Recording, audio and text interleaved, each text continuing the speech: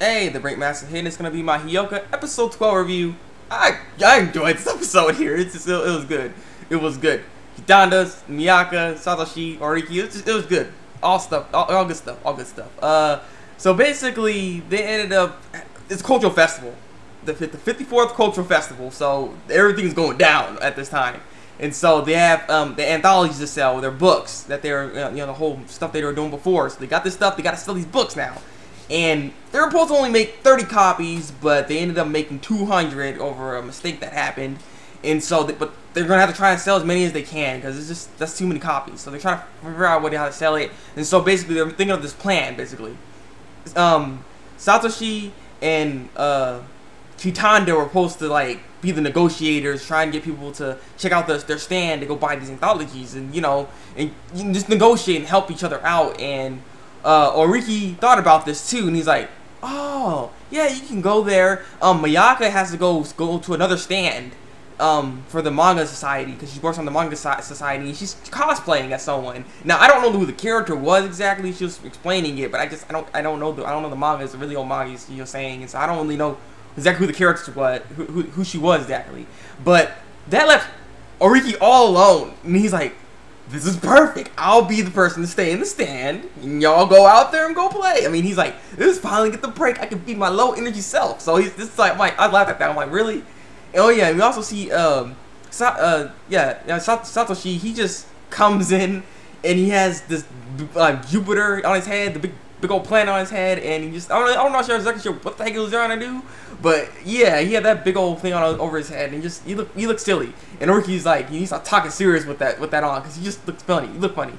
He ended up messing Jupiter because he ended up hitting the door as he was going in, because it's all huge. So yeah, that left Oriki all alone. So he's like, yes, finally, he's finally alone. And so then Chitanda, everyone was like at an assembly, basically, like in the gym. Everyone was sitting down, and they were trying to introduce the 54th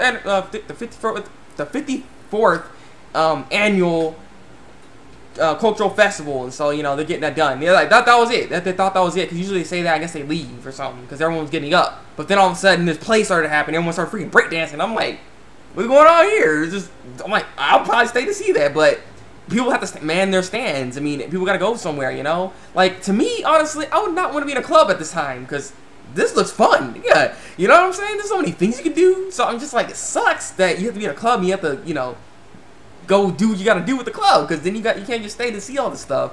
And so Satoshi stayed there and sat there. Basically, he was cracking up off the stuff they were doing in there. He did not go. Chitanda had to end up going to negotiate with one of the people, because the reason they needed to negotiate was because their stand where they are is basically the cultural club. It's too far away is one thing. They're not nowhere near where all the stuff's going on. So it's gonna be hard for anybody to even know that their stand is there, that there's a classic club over there, you know what I'm saying? So they gotta advertise themselves. This is what they're doing.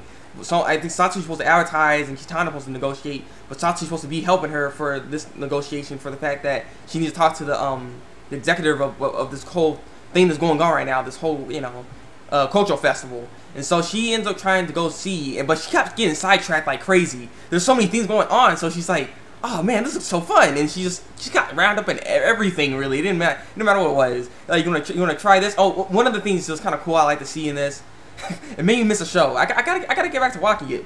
It was Chihaya Frudu. Someone was playing Karuta, and she ends up running into that. I'm like, Chihaya Frudu, man, I haven't watched this show in a bit. I felt that. I'm like, oh. But like I said, she ended up doing some painting, and so she was going everywhere. And she's like, I gotta stop being sidetracked. Okay, there's a door. So she finally made it to the door where those people are supposed to be at that she needs to negotiate with. She knocks on it, and there's no one there. She's like, okay. So she's wondering, like, looking around, and this guy was walking past her. And she's like, and he's like, do you need some help or something? He's like, yes, I need to talk to one of the executives for this whole cultural festival stuff. And he's like, I'm the person. What do you want? And she basically like, I need to move my stand somewhere else. We need a new stand closer. And so when she's like, oh, I'm sorry. She starts explaining everything.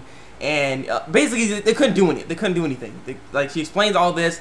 Like, she goes on the runaround because this guy's like, no, you can't really make your thing because it's supposed to be the rules. But you can do this. But just tell me your situation. Oh, I still can't do it. But you can actually sell your and your books basically in other other stores, other stands and stuff like that. So they need to ask around and just do it like that basically. So we end up seeing a snippet of Miyako. What Miyaka's doing is she's at the stand of the manga society, and people were kind of like bashing on her for the fact that, you know, she said she was not gonna do this, but then she did come and she dressed up and she's like she wasn't gonna cosplay. Like they kind of being mean to her. And the funny thing is too, there's this little cameo of Vocaloid in this. They got Miku. They got everybody in there. So I was like, and they actually look like him too, which is pretty cool. So I'm like, alrighty then. And so yeah, we already kind of know that. We've been like seeing some of the news, but like I said, I like the little Miku, you know, Vocaloid stuff. Like everybody in Vocaloid, like all the Vocaloid characters are in that thing. They're all the cosplayers, which is interesting. And so they got the first customers, and like, yay, hello. And so like I said, we end up going back to Oriki. Oriki's like, best job ever. I'm like, it just cracked me up. I was just like, this really? Also, I forgot to tell you, before he left his house, before all this stuff actually happened, he ended up getting this pen from his sister. And yeah, and he like, it's a broken pen, and like, what are we supposed to do with this? And yeah, so he has this broken pen, he's just spinning it around and everything like that. And also, I want to know is why did they not show her face? Like, why did I keep it a secret for?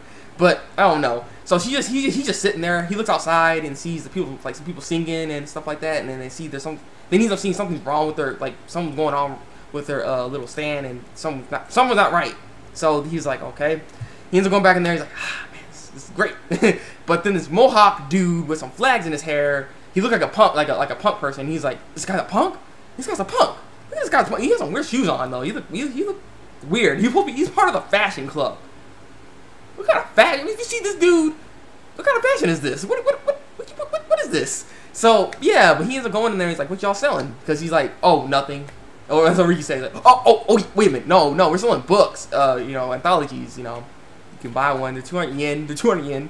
And he's like, "Oh crap, this is my first customer." Because he's like, "I like to buy one." Then he's like, "Oh snaps! I got to smile." So he's like, "Here you go." I'm like, he has a weird looking smile on his face. He's like, "Crap, I can't smile." And so he ends up giving him the book. But then he ends up seeing this pen, the Mohawk dude. And he's like, "Oh, what's this?"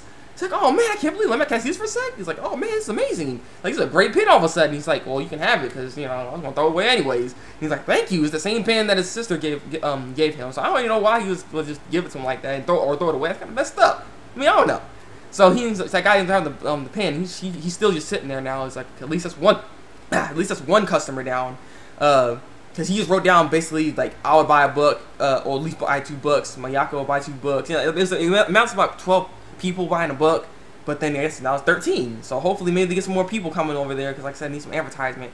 And so basically, as that's all going on, so we end up going back to Chitanda. Chitanda finally got, you know, not no permission. She couldn't really do anything. So I'm guessing she's trying to go back to the classic club and tell Oriki this. And so again, she got distracted, and so she's going crazy. She's like, "Oh my god, I need some freaking glasses so I can just see forward, because I can't stop looking at these. Too many things interest me. There's too much stuff." And I can definitely see her doing that. She's not really cute in this episode. I really liked her. It made me laugh. So that was basically the end of the episode. The new ending was actually really good. It actually is better than the first ending. So I actually enjoyed this ending. It's really good.